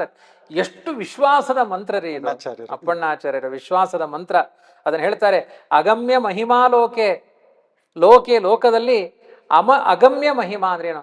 ಸಮಗ್ರವಾಗಿ ತಿಳಿಲಿಕ್ಕ. ಗಮ್ಯ ಅಂದ್ರೆ ತಿಳಿಯೋದು, ಅಗಮ್ಯ ಅಂದ್ರೆ ತಿಳಿಯಕ್ಕಾಗಲ್ಲ. ರಾಯರ ಮಹಿಮೆಯನ್ನ 10 ಗಂಟೆ ಕೂತು ನಾವಿಬ್ರು ಹೀಗೆ ಹೇಳಿದ್ರು ಅದು ಮುಟ್ಟಿಲ್ಲ. ಅದಕ್ಕೆ ರಾಯರ ಮಹಿಮೆ ಹೇಳ್ತೀನಿ ಅಂದರೆ ವಾದೀಂದ್ರ ತೀರ್ಥರಂತ ಅಪರೋಕ್ಷ ಜ್ಞಾನಿಗಳು ಹೇಳ್ತಾರೆ, ಇದು ನಿಮ್ಮ ಮಾತು ಬಂಜೆ ಆಗಿಬಿಡುತ್ತೆ. ರಾಯರ ಮಹಿಮೆಯನ್ನು ಹೇಳ್ತೇನೆ ಅಂದರೆ ಒಂದೇ ವಾತ ಪ್ರತಿಜ್ಞಾ. ಆದ್ರಿಂದ ಇಹ ಪುನರುದದಿ ಸ್ನಾನ ಸಂಕಲ್ಪವತ್ಸ ಅಂತ ಒಂದು ಸಮುದ್ರದ ತೀರಕ್ಕೆ ಹೋಗಿ ಸಮುದ್ರ ಸ್ನಾನ ಮಾಡಿ ಬಂದೆ ಅಂತ ಹೇಳುವ ಮಾತು ಹೇಗೋ, ರಾಯರ ಮಹಿಮೆಯನ್ನ ಹೇಳ್ತೀನಿ ಅಂತ ಹೇಳುವುದು ಸಮುದ್ರದ ಸ್ನಾನ ಮಾಡಿದೆ ಅಂತ ಹೇಳಿಕೊಳ್ಳುವ ಮಾತಿನಂತೆ ಅಂತ ವಾದೀಂದ್ರ ತೀರ್ಥರ ಭಾವ ಇದೆ. ಅದೇ ಥರ ಅಗಮ್ಯ ಮಹಿಮಾಲೋಕೆ ರಾಘವೇಂದ್ರೋ ಮಹಾಯಶಾಹ, ಮಹಾಕೀರ್ತಿಶಾಲಿಗಳು ರಾಯರು. ಶ್ರೀ ಮಧ್ವ ಮತ ದುಗ್ಧಾಬ್ಧಿ ಚಂದ್ರ. ಮಧ್ವ ಮತವೆಂಬ ದುಗ್ಧಾಬ್ಧಿ ಅಂದರೆ ಕ್ಷೀರ ಸಮುದ್ರ. ದೋಷ ಇಲ್ಲ ಕ್ಷೀರ ಸಮುದ್ರದಲ್ಲಿ. ಅದರ ಮೇಲೆ ವಾಸುದೇವ ರೂಪಿಯಾದ ಪರಮಾತ್ಮ ಕೂತ್ಕೊಂಡಿದ್ದಾನೆ. ವಾಸುದೇವನನ್ನು ತೋರಿಸುವಂತಹ ಕ್ಷೀರ ಸಮುದ್ರ ಯಾವುದು ಅಂದರೆ ಮಧ್ವ ಸಿದ್ಧಾಂತ, ತತ್ವವಾದ, ಆನಂದ ತೀರ್ಥರ ಮತ. ಅದರಲ್ಲಿ ಅವತರಿಸಿದ ಚಂದ್ರ ರಾಯರು, ರಾಘವೇಂದ್ರ. ಸದಾ ಅನಗಹ, ಯಾವತ್ತೂ ರಾಯರಲ್ಲಿ ದೋಷ ಎಣಿಸಬೇಡಿ. ಅಘ ಅಂದರೆ ದೋಷ. ಸದಾ ಅನಗಹ, ಎಂದಿಗೂ ದೋಷ ಇಲ್ಲ ರಾಯರಲ್ಲಿ. ಸರ್ವಯಾತ್ರಾ ಫಲಾವಾಪ್ತೈ. ಈಗ ಇದೊಂದು ಅದ್ಭುತ. ಈಗ ತುಂಬ ಯಾತ್ರೆಗಳನ್ನು ಮಾಡಬೇಕು. ತಿರುಪತಿಗೆ ಹೋಗಬೇಕು, ಬದರಿಗೆ ಹೋಗಬೇಕು, ಕಾಶಿಗೆ ಹೋಗಬೇಕು, ಮಥುರೆ, ರಾಮೇಶ್ವರ, ಅಯೋಧ್ಯ, ತುಂಬ ಯಾತ್ರೆಗಳಲ್ಲಿ ಒಂದೊಂದು ಫಲ ಇದೆ. ಅದಕ್ಕೆ ಹೇಳ್ತಾರೆ, ಸಮಸ್ತ ತೀರ್ಥಗಳನ್ನು ಪವಿತ್ರ ಮಾಡುವ ಸಾಮರ್ಥ್ಯ ಇಂಥ ಜ್ಞಾನಿಗಳಿಗಿದೆ ಅಂತ ಹೇಳುತ್ತೆ ಭಾಗವತ. ತೀರ್ಥೀಕುರುವಂತೆ ತೀರ್ಥಾನಿ. ಯಾತ್ರೆಗೆ ಯಾಕೆ ಹೋಗಬೇಕು? ಆ ತೀರ್ಥ ನಮ್ಮ ದೇಹಕ್ಕೆ ತಾಗಿ ಪಾವಿತ್ರ್ಯ ಬರಬೇಕು ಅಂತ. ಆ ತೀರ್ಥಗಳಲ್ಲಿ ನಮ್ಮ ಪಾಪ ಬಿಟ್ಟು ಬರ್ತೀವಲ್ಲ, ಆ ಪಾಪ ಪರಿಹಾರ ಹೇಗಾಗಬೇಕು ಅಂದರೆ ತೀರ್ಥಗಳು ಹೇಳುತ್ತೆ, ರಾಯರಂತಹ ತೀರ್ಥರು, ರಾಘವೇಂದ್ರ ತೀರ್ಥರು ಬಂದು ನಮ್ಮಲ್ಲಿ ಸ್ನಾನ ಮಾಡಬೇಕು, ಅವಾಗ ನಮ್ಮ ಪಾಪ. ತೀರ್ಥಗಳನ್ನು ತೀರ್ಥೀಕರಣ ಮಾಡುವ ಸಾಮರ್ಥ್ಯ ಇರುವ ಪರಮತೀರ್ಥರು ರಾಘವೇಂದ್ರ ತೀರ್ಥರು. ಹಾಗಾಗಿ ರಾಯರ ಯಾತ್ರೆ ಮಾಡಿದರೆ ನೀವು ಎಲ್ಲ ತೀರ್ಥಗಳನ್ನು, ಯಾಕೆಂದರೆ ರಾಯರು ಎಲ್ಲ ಕ್ಷೇತ್ರಗಳ ಸಂಚಾರ ಮಾಡಿ, ಎಲ್ಲ ತೀರ್ಥಗಳ ಸಂಚಾರ ಮಾಡಿ ಆ ಪುಣ್ಯವನ್ನು ಆವಾಹನೆ ಮಾಡಿಕೊಂಡು, ನಮಗೆ ಸಂಕಲ್ಪ ಗೊತ್ತಿಲ್ಲ, ನಮ್ಮ ಸಂಕಲ್ಪ ಎಲ್ಲ ಈಗ ಯಾತ್ರೆ ಬಂದು ತಡ ಆಗಿದೆ, ಕಾಫಿ ಯಾವಾಗ, ತಿಂಡಿ ಯಾವಾಗ, ಇದೇ ನಮ್ಮ ತೀರ್ಥಯಾತ್ರೆಯ ಸಂಕಲ್ಪಗಳಿರುತ್ತೆ. ಉಪವಾಸ ವನವಾಸಗಳನ್ನು ಶ್ರದ್ಧೆಯಿಂದ ಮಾಡಿ ಭಗವಂತನ ಆ ತೀರ್ಥ ಕ್ಷೇತ್ರಗಳ ಪರಿಪೂರ್ಣ ಪುಣ್ಯವನ್ನು ತುಂಬಿಕೊಂಡವರು ರಾಯರು. ನೀವು ಅವರ ಹತ್ರ ಹೋದರೆ ಸಮಸ್ತ ತೀರ್ಥಗಳ ಯಾತ್ರೆ ಮಾಡಿದ ಪುಣ್ಯ ಬರುತ್ತೆ. ಇದು ಸುಮ್ಮನೆ ವಚನ ಅಲ್ಲ. ಇವತ್ತಿಗೂ ಸಮಾಜದಲ್ಲಿ ಪಾದಯಾತ್ರೆ ಸಂಘ ಅಂತ ಮಂತ್ರಾಲಯಕ್ಕೆ ಎಲ್ಲೆಲ್ಲಿಂದ ಆ ಲಕ್ಷ್ಮೇಶ್ವರ ಪಾದಯಾತ್ರಾ ಸಂಘ ಅಂತ ನಾನು ಬಾಲ್ಯದಿಂದ ಹೋಗ್ತಾ ಇದ್ದೀನಿ, ಇವತ್ತು ಮಾಡ್ತಾನೆ ಇದ್ದಾರೆ. ಗಂಗಾವತಿಯಿಂದ ಹೋಗ್ತಾರೆ, ಕೊಪ್ಪಳದಿಂದ ಹೋಗ್ತಾರೆ, ಹುಬ್ಬಳ್ಳಿಯಿಂದ ಹೋಗ್ತಾರೆ, ಧಾರವಾಡದಿಂದ ಹೋಗ್ತಾರೆ, ಮಹಾರಾಷ್ಟ್ರಗಳಿಂದ ಬರ್ತಾರೆ. ಪಾದಯಾತ್ರೆ ಸಂಘ ಅಂತ 15 ದಿನ, 1 ತಿಂಗಳುಗಟ್ಟಲೆ ಭಜನೆ. ಅವರ ಆನಂದ ಎಷ್ಟು ಮೈ ಮರಿತಾರೆ. ಆ ರಾಯರ ಸ್ತೋತ್ರದಲ್ಲಿ ಇಲ್ಲಿಯ ತನಕ ಒಂದೇ ಒಂದು ಅವಘಡಗಳಿಲ್ಲದೆ ಅಷ್ಟು ಸಂತೋಷದಿಂದ ರಾಯರ ಯಾತ್ರೆ ಮಾಡಿದ್ದಾರೆ. ಅವರ ಬದುಕೆಲ್ಲ ಹಸನಾಗಿ ಹೋಗಿದೆ. ಅವರವರ ಒಬ್ಬೊಬ್ಬರ ಅನುಭೂತಿಗಳನ್ನು ಕೇಳಬೇಕು. ಅದನ್ನೆಲ್ಲ ಹೇಳ್ತಾ ಹೋದರೆ, ಅದನ್ನೇ ಹೇಳಿದೆ, ಸಮುದ್ರದಲ್ಲಿ ಒಂದು ಉದ್ಧರಣೆ ತೆಗೆದಾಗಿದೆ ನಾವು. ಅಂತಹ ಸರ್ವಯಾತ್ರಾ ಫಲ ಅವಾಪ್ತ್ಯೈ, ಎಲ್ಲ ಯಾತ್ರೆಗಳ ಫಲದ ಪ್ರಾಪ್ತಿಗಾಗಿ ಯಥಾಶಕ್ತಿ ಪ್ರದಕ್ಷಿಣಂ. ರಾಯರ ವೃಂದಾವನದ ಹತ್ರ ಬಂದು ನೋಡಿ, ಅಲ್ಲಿ ಹೇಳಿದ್ದಾರೆ ರೂಲ್ಸ್ ಏನು, ರಾಯರ ಸೇವೆಗೆ ರೂಲ್ಸ್ ಏನು. ಯಥಾಶಕ್ತಿ ಪ್ರದಕ್ಷಿಣಂ. ಅಪ್ಪಣ್ಣಾಚಾರ್ಯ ಅವರ ಏಕಾಂತ ಶಿಷ್ಯರು ಹೇಳಿದ್ದಾರೆ, ನಿಮ್ಮ ಕೈಲಾದಷ್ಟು, ಕೆಲವರು 24 ನಮಸ್ಕಾರ, 12 ನಮಸ್ಕಾರ ಹಾಕಿ 4. ರಾಯರ ಇಲ್ಲಿ ಅಪ್ಪಣ್ಣಾಚಾರ್ಯ ಹೇಳ್ತಾರೆ, ನಿಮಗೆ ಶಕ್ತಿ ಇದ್ದಷ್ಟು ಹಾಕಿ, 200 ಹಾಕ್ಲಿಕ್ಕೆ ಆಗುತ್ತಾ ಹಾಕಿ, 10 ಹಾಕ್ಲಿಕ್ಕೆ ಆಗುತ್ತಾ ಹಾಕಿ, ಕೊನೆಗೆ 1 ಹಾಕ್ತೀನಿ ಹಾಕಿ, ನಿಮ್ಮ ಕೈಲಾದಷ್ಟು. ಅರ್ಧ ನಿಂತೋಯ್ತು, ಪರವಾಗಿಲ್ಲ ಬಿಡಿ, ಅಷ್ಟಕ್ಕೆ ಫಲ ಕೊಡುತ್ತೆ. ನಿನ್ನ ಹೃದಯದಲ್ಲಿ ವಂಚನೆ ಇಲ್ಲದೆ ಸೇವೆ ಮಾಡುವಷ್ಟೆ. ನಿಮಗೇನು ಕೊಡಬೇಕು, ನಿಮಗೆ ಇಷ್ಟವಾದದ್ದನ್ನು ಕೊಡಿ ಅಷ್ಟೆ. ಈಗ ರಾಯರ ಆರಾಧನೆ ಸಮಯದಲ್ಲೂ ಬರ್ತಾರೆ, ನಿಮ್ಗೇನು ಕೈಲಾಗುತ್ತೆ ಕೊಡಿ. 1 ರೂಪಾಯಿ ಕೊಟ್ಟರು ಅದು ರಾಯರಿಗೆ ಕಾಣಿಕೆ ಅಷ್ಟೆ. ಕರೋಮಿ ತವ ಸಿದ್ಧಸ್ಯ ವೃಂದಾವನಗತಂ ಜಲಂ. ತವ ನಿಮ್ಮ ಸಿದ್ಧಸ್ಯ ಅಂದರೆ ತಪಸ್ಸಿನ ಸಿದ್ಧಿಯುಳ್ಳ ನಿಮ್ಮ ಗತಂ ಜಲ ಏನೋ ಪ್ರದಕ್ಷಿಣಂ ಕರೋಮಿ. ಸಿದ್ಧರಾದ ನಿಮ್ಮ ವೃಂದಾವನಕ್ಕೆ ನಾನು ಪ್ರದಕ್ಷಿಣೆಯನ್ನು ಮಾಡಿದೆ. ಸಿದ್ಧ ಪುರುಷರು ಅಂದರೆ ಇನ್ಯಾವುದೋ ಹೊಸದಾಗಿ ಹುಟ್ಟಬೇಕಾಗಿಲ್ಲ, ಜ್ಞಾನ ಭಕ್ತಿಗಳೆಲ್ಲ ಸಿದ್ಧ ಆಗಿ ಹೋಗಿದೆ. ಅಂತಹ ತವ ಸಿದ್ಧಸ್ಯ ಯಥಾಶಕ್ತಿ ಪ್ರದಕ್ಷಿಣಂ ಕರೋಮಿ. ವೃಂದಾವನಗತಂ ಜಲಂ ಶಿರಸಾ ಧಾರಯಾಮಿ. ನಿಮ್ಮ ವೃಂದಾವನದ ಜಲವನ್ನು ನಾನು ಶಿರಸಾ ಧಾರಣೆ ಮಾಡ್ತೇನೆ. ಕೆಲವು ಇದಕ್ಕೆ ವ್ಯಾಖ್ಯಾನ ಮಾಡಿದ್ದುಂಟು, ತಲೆ ಮೇಲೆ ಹಾಕೊಳ್ತೀನಿ ಅಂತ ಇದೆ, ಹೊಟ್ಟೆಗೆ ತಗೊಳ್ಬೇಕು ಅಂತ ಏನು ನಿಯಮ ಇಲ್ಲ. ಗಂಗೆನ ತಲೆ ಮೇಲೆ ಹಾಕೊಳ್ಳಿದ್ರೆ ಇನ್ನು ಹೊಟ್ಟೆಗೆ ಹಾಕೊಳ್ಬೇಡಿ ಅಂತ ಅರ್ಥನ. ತಲೆಯಲ್ಲೇ ಅದು, ಬಾಯಿಗಿಂತ ಎತ್ತರ ತಲೆ. ನೀವು ತಲೆ ಮೇಲೆ ಹಾಕೊಂಡಿದ್ರಿ ಅಂದರೆ ಬಾಯಿಗೆ ಬಿದ್ದಿದೆ ಅಂತಲೇ ಅರ್ಥ. ತಲೆ ಮೇಲೆ ನೀರು ಹಾಕೊಂಡು ತುಟಿಗೂ ತಾಗ್ದೇನೆ ಸ್ನಾನ ಆಗಿದೆ ಅಂದರೆ ಸ್ನಾನವೇ ಆಗಿಲ್ಲ ಅಂತ ಅರ್ಥ. ಹಾಗಾಗಿ ತಲೆ ಉತ್ತಮ. ಅದಕ್ಕೆ ಹಾಕಿದ್ದೇವೆ ಅಂದರೆ ಬಾಯಿಗೂ ಹಾಕೊಳ್ಳಿ. ಪಾದೋದಕವನ್ನು ಪ್ರಾಶನ ಮಾಡಿ ಸಂಶಯ ತಾಳಬೇಡಿ. ಶಿರಸಾ ಧಾರಯಾಮಿ ಅದ್ಯ ಸರ್ವತೀರ್ಥ ಫಲಾಪ್ತಯೇ. ಎಲ್ಲಾ ತೀರ್ಥಗಳ ಫಲ ಬರಬೇಕು ಅಂದರೆ ಬರೀ ತಲೆ ಮೇಲೆ ಹಾಕೊಂಡ್ರಲ್ಲ, ತೀರ್ಥ ಆಚಮನ ಮಾಡಬೇಕು. ಇಲ್ಲದೇ ಇದ್ರೆ ಅದರ ಫಲ ಬರಲ್ಲ. ಎಲ್ಲಾ ತೀರ್ಥಗಳ ಫಲ ಪ್ರಾಪ್ತಿಗೆ, ಆ ಸ್ನಾನದ ಫಲದ ಪ್ರಾಪ್ತಿಗೆ ತವ ವೃಂದಾವನಗತಂ ಜಲಂ ಶಿರಸಾ ಧಾರಯಾಮಿ ಸರ್ವಾಭೀಷ್ಟಾರ್ಥ ಸಿದ್ಧ್ಯರ್ಥಂ ನಮಸ್ಕಾರಂ ಕರೋಮಿ. ಅವರ ಆ ಪಾದೋದಕ ತಲೆ ಮೇಲೆ ಹಾಕೊಂಡು ಆಮೇಲೆ ಪ್ರದಕ್ಷಿಣೆ ಮಾಡಿ. ಎಲ್ಲ ಅಭೀಷ್ಟಗಳ ಸಿದ್ಧಿಗೋಸ್ಕರ ನಾನು ಪ್ರದಕ್ಷಿಣೆಯನ್ನು ಮಾಡ್ತೇನೆ. ಅಹಂ ತವ ಸಂಕೀರ್ತನಂ ವೇದ ಶಾಸ್ತ್ರಾರ್ಥ ಜ್ಞಾನ ಸಿದ್ಧಯೇ. ಅಂದರೆ ದೊಡ್ಡ ಅಪೇಕ್ಷೆ ಯಾವುದಿರಬೇಕು? ಹೆಂಡತಿ ಕೊಡು, ಮಕ್ಕಳು ಕೊಡು, ಮನೆ ಕೊಡು. ಪ್ರತಿ ಜನ್ಮದಲ್ಲಿ ಕೇಳಿದ್ರು ಕೊಡ್ತಾನೆ, ಕೇಳಿಲ್ಲ ಅಂದ್ರೂ ಕೊಡ್ತಾನೆ. ಕೊಟ್ಟಿದ್ರಿಂದ ಏನು ಪುರುಷಾರ್ಥಗಳು? ಅದಕ್ಕೆ ತವ ಸಂಕೀರ್ತನ, ನಿನ್ನ ನಾಮ ಸಂಕೀರ್ತನೆ, ರಾಘವೇಂದ್ರಾಯ ನಮಃ ಅಂತ ಈಗ ಹೇಳಿದ್ದೇನಲ್ಲ, ಈ ನಾಮ ಸಂಕೀರ್ತನೆ ಯಾಕೆ ಅಂದರೆ ವೇದ ಶಾಸ್ತ್ರ ಅರ್ಥ ಜ್ಞಾನ ಸಿದ್ಧಯೇ. ವೇದ ನಮ್ಮ ಸನಾತನವಾದ ವೈದಿಕ ಪ್ರಪಂಚದ ಅರ್ಥಜ್ಞಾನದ ಸಿದ್ಧಿಗಾಗಿ ನನ್ನ ಪ್ರದಕ್ಷಿಣೆ. ಪ್ರಧಾನವಾಗಿ ರಾಯರ ವೃಂದಾವನಕ್ಕೆ ಪ್ರದಕ್ಷಿಣೆ ಉದ್ದೇಶ ಏನಾಗಿರಲಿ ಅಂದರೆ ಜ್ಞಾನ ಪ್ರಾಪ್ತಿ ಆಗಿರಲಿ, ಭಗವದ್ಜ್ಞಾನ ಪ್ರಾಪ್ತಿ. ಅದು ಶಾಶ್ವತ ಸುಖಕ್ಕೆ ಕಾರಣ ಆಗುತ್ತೆ. ನೀವು ರಾಯರ ವೃಂದಾವನ ಪ್ರದಕ್ಷಿಣೆ ಮಾಡಿ ಕಾಚಿ ಕೂಚು ಫಲಗಳನ್ನು ಕೇಳಿಬಿಟ್ರೆ ತಾತ್ಕಾಲಿಕ ಆಗಿಬಿಡುತ್ತೆ. ಕಾಮಧೇನು ಹತ್ತಿರ ಹೋದಾಗ ಸೆಗಣಿ ಕೇಳಬಾರದು, ಕಾಮಧೇನು ಹತ್ರ ಕೇಳಿದಾಗ ಅರಮನೆ ಕೇಳಬೇಕು. ಹಾಗಾಗಿ ರಾಯರನ್ನ ಕಾಮಧೇನುವಿನ ಬಳಿ ಹೋದಾಗ ಮೋಕ್ಷದ ಫಲವನ್ನು ಬಯಸಿ ಸೆಗಣಿ ಕೇಳಬೇಡಿ. ಸೆಗಣಿ ಅಂದರೆ ಅದು ಒಳ್ಳೆಯದೇ, ಸೆಗಣಿ ಪಂಚಗವ್ಯ ಅದೆಲ್ಲ ಒಳ್ಳೆಯದೇ, ಆದರೆ ಅದು ತಾತ್ಕಾಲಿಕ, ರೋಗೋಪಶಮನ ಅಷ್ಟೇ ಮಾಡುತ್ತೆ. ಸಾರ್ವಕಾಲಿಕವಾದ ಫಲವನ್ನು ರಾಯರಿಂದ ಪಡ್ಕೊಳ್ಳಿ ಅಂತ ಇಷ್ಟು ಅದ್ಭುತವಾಗಿ ಸರಳವಾಗಿ ಇಷ್ಟೆಲ್ಲ ಮಾತುಗಳು. ಸಾಮಾನ್ಯ ಆ ಅಭಿಪ್ರಾಯದ ಒತ್ತಡ ನೋಡಿದರೆ ಎಲ್ಲವೂ ರಾಯರಿಂದ ಸಿಗುತ್ತೆ ಅನ್ನೋ ಒಂದು ಸೆಂಟೆನ್ಸನ್ನೇ ವ್ಯಾಖ್ಯಾನ ಮಾಡಿದಾಗಿದೆ. ಯಾಕೆ ಹೇಳಿದ್ದಾರೆ, ಮತ್ತೆ ಮತ್ತೆ ಯಾಕೆ ಹೇಳಿದ್ದಾರೆ ಅಂದರೆ ಆದರ ಹುಟ್ಟಬೇಕು, ನಿಮಗೆ ಮಾಡಲೇಬೇಕು, ಕಂಪಲ್ಸರಿ. ಹಾಗಾಗಿ ಇವತ್ತು ಅದ್ಭುತವಾದ ದಿವ್ಯೌಷಧಿ ಬಂದಿದೆ ಅನ್ನೋದನ್ನು ನೀವು ಒಂದು ಶಬ್ದದಿಂದ ಹೇಳಿ ಮುಗಿಸಲ್ಲ. ಇದು ಕಲಿಯುಗದ ದಿವ್ಯೌಷಧಿ. ಅದಕ್ಕೆ ಹೆಚ್ಚು ಹೆಚ್ಚು ಮಾತುಗಳಿಂದ ಇದನ್ನು ಅಪ್ಪಣ್ಣಾಚಾರ್ಯ ಬಣ್ಣಿಸಿದ್ದಾರೆ ಎಂಬಲ್ಲಿಗೆ ಮುಂದೆ ಅಪ್ಪಣ್ಣಾಚಾರ್ಯರು ಈ ಪದ್ಯಗಳನ್ನು ಹೇಳ್ತಾ ಹೇಳ್ತಾ ಅವರ ಛಂದಸ್ಸುಗಳ ವ್ಯತ್ಯಾಸ ಆಗಿದೆ. ಅಂದರೆ ಶ್ಲೋಕಗಳ ಛಂದಸ್ಸು ವ್ಯತ್ಯಾಸ ಆಗಿದೆ. ಒಂದು ಥರ ಭಾವಾಭಿನಿವೇಶ, ತುಂಬ ಭಾವಕರಾಗಿದ್ದಾರೆ. ಆ ನದಿಯನ್ನು ದಾಟ್ಕೊಂಡು ಬರ್ತಾ ಇದ್ದಾರೆ. ಸಂಸಾರ, ಈ ನದಿಯೂ ಮುಗಿತಾ ಇಲ್ಲ, ರಾಯರ ಹತ್ರ ಹೋಗಬೇಕು, ತವಕ ಕ್ಷಣವೊಂದು ಯುಗವಾಗಿ ಅನ್ನಿಸ್ತಾ ಇದೆ. ಅವರ ಆಲೋಚನೆ ಮಾಡ್ತಾರೆ, ಈ ನದಿಯೇ ಹೀಗೇನು, ಸಂಸಾರ ನದಿ ಎಷ್ಟು ದೂರ ಇದೆಯಪ್ಪ. ಸಂಸಾರೆ ಅಕ್ಷಯ ಸಾಗರೆ ಪ್ರಕೃತಿತೋ ಅಗಾಧೆ. ಸಂಸಾರವನ್ನು ವರ್ಣನೆ ಮಾಡ್ತಾರೆ. ಪ್ರಕೃತಿತ ಅಂದರೆ ಸ್ವಾಭಾವಿಕವಾಗಿ ಅಂತ ಅರ್ಥ. ಆ ಚಿತ್ ಪ್ರಕೃತಿಯ ಪ್ರಭಾವ, ಚಿತ್ ಪ್ರಕೃತಿಯ ಪ್ರಭಾವದಿಂದ ಅಗಾಧೆ ಅಂದರೆ ನಾವು ತಳ ಕಾಣದೇ ಇರುವಷ್ಟು. ಅಗಾಧ ಅಂದ್ರೆ ಏನು? ತುಂಬ ಆಳ, ಡೀಪು, ನಮಗೆ ಅದರ ಕೊನೆ ಮುಟ್ಲಿಕ್ಕಾಗಲ್ಲ. ಅಗಾಧೆ. ಸಂಸಾರೆ ಅಕ್ಷಯ ಸಾಗರೆ, ಅಕ್ಷಯವಾದ ಸಮುದ್ರ. ಈ ಸಂಸಾರ ಅನ್ನುವ ಸಮುದ್ರ ಅಗಾಧವಾಗಿದೆ. ಸದಾ ದುಸ್ತರೆ, ಸದಾ ದುಸ್ತರೆ ಅಂತ ಯಾವಾಗಲೂ ದಾಟ್ಲಿಕ್ಕಾಗಲ್ಲ. ಇದು ನಮ್ಮಿಂದ ದಾಟ್ಲಿಕ್ಕಾಗೋದೇ ಇಲ್ಲ. ಅಂದರೆ ದೋಣಿಯಿಂದಲೇ ದಾಟ್ಲಿಕ್ಕಾಗದೇ ಇರುವ ಸಮುದ್ರವನ್ನ ಬಾಹುವಿನಿಂದ ದಾಟ್ತೇವೆ ಅಂತ. ಬಾಹುಭ್ಯಾಂ ಸಾಗರಂ ತರ್ತುಂ ಕೈ ಇಚ್ಛೇತ ಪುಮಾನ್ ಭುವಿ ವಾಸುದೇವ ಮನಾರಾಧ್ಯ ಕೋ ಮೋಕ್ಷಂ ಗಂತುಮಿಚ್ಛತಿ. ಮಧ್ವಾಚಾರ್ಯ ಕೇಳ್ತಾರೆ, ಯಾರಾದರೂ ಸಮುದ್ರವನ್ನ ನಾನು ಈಜ್ಕೊಂಡು ಹೋಗ್ತೀನಿ ಅಂತ, ದಡ ಮುಟ್ತೀನಿ ಅಂತ ಸಾಹಸ ಮಾಡ್ತಾರಾ? ಹಾಗೆ ಯಾರು ಗೋವಿಂದನನ್ನ, ರಾಘವೇಂದ್ರನನ್ನ ಆರಾಧನೆ ಮಾಡದೆ ನಾನು ಸಂಸಾರ ದಾಡ್ತೀನಿ ಅಂತ ಹೇಳಿದರೆ ಬಾಹುವಿನಿಂದ ಸಮುದ್ರ ದಾಡ್ತೀನಿ ಅಂತ ಪ್ರತಿಜ್ಞೆ ಮಾಡಿದವನ ಹಾಗೆ. ಆದ್ರಿಂದ ದುಸ್ತರವಾದ ಈ ಸಂಸಾರ. ಸರ್ವಾವದ್ಯ ಜಲಗ್ರಹೈಹಿ ಅನುಪಮೈಹಿ. ಸರ್ವಾವದ್ಯ ಜಲಗ್ರಹಿ, ಸರ್ವಾವದ್ಯ ಅಂದರೆ ಎಲ್ಲ ದೋಷಗಳೆಂಬ ಜಲಗ್ರಹಗಳು. ಅಂದರೆ ಸಂಸಾರ ಸಮುದ್ರದಲ್ಲಿ ಅನೇಕ ವಿಷಜಂತುಗಳಿದೆ, ಕಿಡಿ ಕಾರುವ ವಿಷಗಳ ಜಂತುಗಳಿದೆ.